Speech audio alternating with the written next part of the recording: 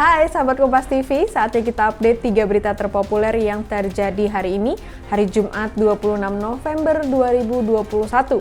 Bersama saya Dea Davina di Top 3 News Kompas TV.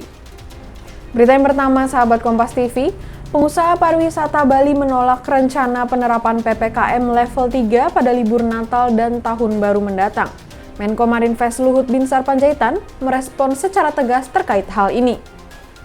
Menko Marinvest Luhut Binsar Panjaitan angkat bicara terkait penolakan dari pengusaha soal penerapan PPKM level 3. Luhut menegaskan aturan pengetatan mobilitas dibuat agar jumlah warga yang terinfeksi COVID-19 bakal berjatuhan usai periode libur berakhir. Luhut juga mengklaim PPKM level 3 diterapkan guna melindungi masyarakat dari paparan COVID-19.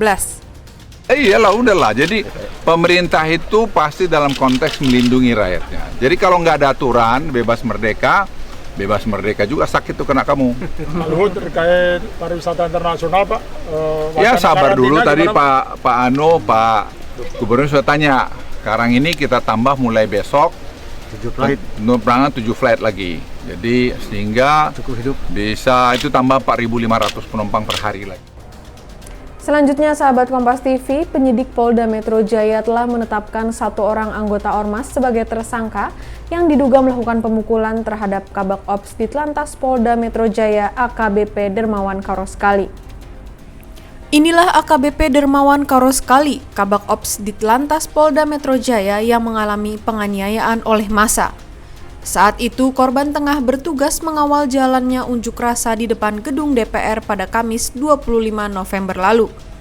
Polisi pun telah menetapkan 1 tersangka pemukulan kepada AKBP Dermawan Karoskali. Sementara 15 orang lainnya jadi tersangka karena membawa senjata tajam. Semula massa ormas diduga tidak terima karena dilarang masuk ke gedung parlemen oleh AKBP Dermawan Karoskali. Pada akhirnya korban diserang menggunakan senjata tajam di bagian kepala dan mengalami luka robek.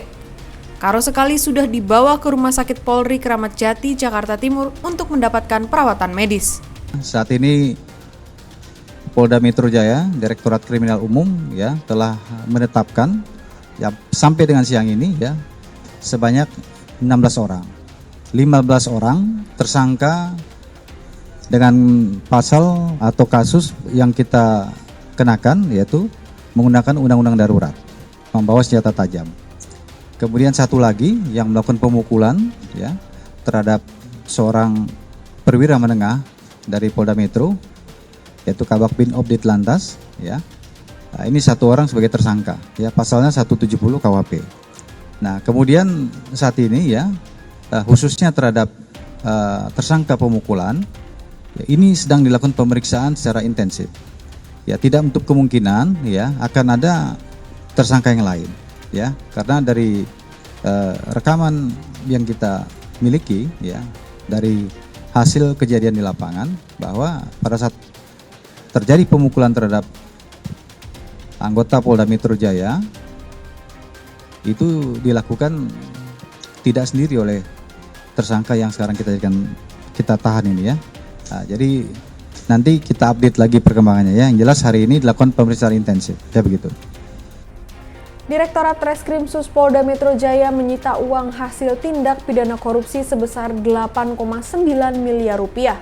Kasus korupsi ini terkait pengadaan barang dan jasa fiktif di anak perusahaan BUMN PT Peruri Digital Security.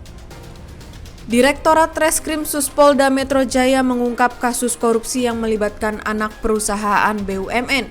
Kasus korupsi tersebut terkait pengadaan barang dan jasa fiktif PT Peruri Digital Security atau PDS.